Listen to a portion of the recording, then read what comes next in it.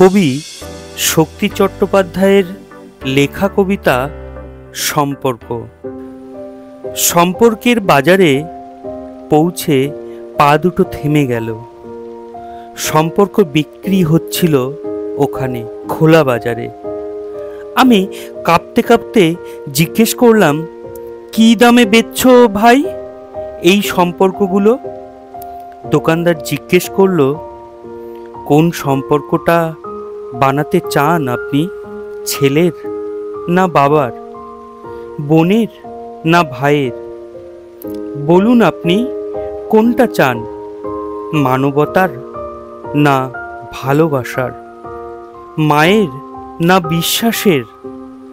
বাবুজি কিছু তো বলুন, কোনটি নিতে চান? চুপচাপ দাঁড়িয়ে কেন, ঠিক ভেবে বলুন। ভয়ে ভয়ে বললাম, বন্ধুর। দোকানদার ভিজে চোখে বলল, দুনিয়াটা এই সম্পর্কেই তো টিকে আছে। তবে মাপ করবেন বাবুজি, এ সম্পর্কটা বিক্রির জন্য নয়, এর কোনো দাম দিতে পারবেন না। আর যেদিন এটাও বিক্রি হয়ে যাবে, সেদিন দুনিয়াটা উজাড় হয়ে যাবে।